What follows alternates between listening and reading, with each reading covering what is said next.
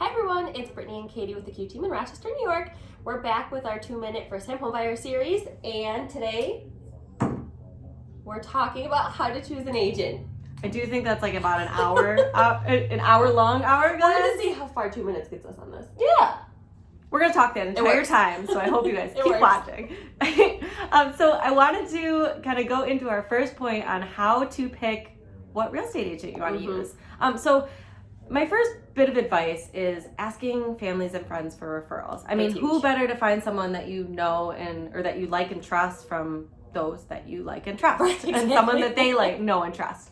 So that is the first step in our opinion on how to find someone that you'll work with. Another thing that's super important is making sure that your personalities are compatible.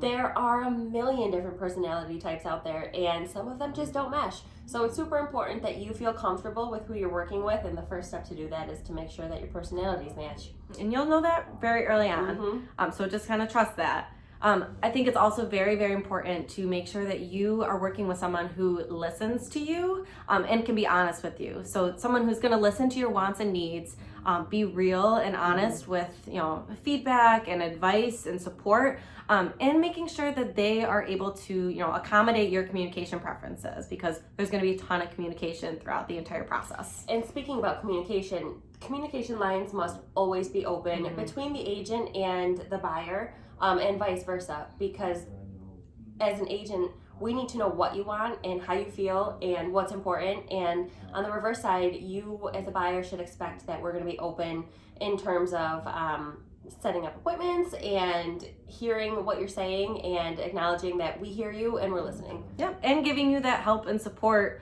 throughout the entire process. So they're communicating with you on what you're supposed to be doing and what you're not, and helping you make the process as seamless as possible. Yep.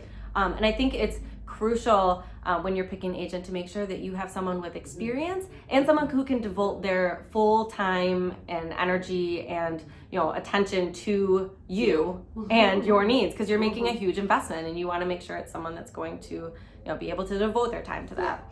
And another important key that we think is great for a buyer is considering somebody that's on a team. Now, the reason we say that is because real estate agents are also people. They take vacations, they get sick.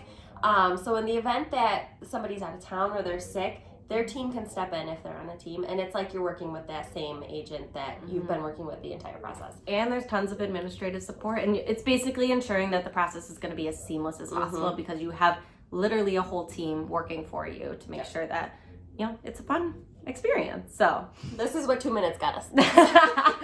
So we'll keep going if you want to keep listening for the next 3 hours. But if you found this helpful as you're trying to decide who to work with, where to get started on this process, I think take our advice to heart and make sure that you find someone that you're really going to mesh with. That's first and foremost. That's key.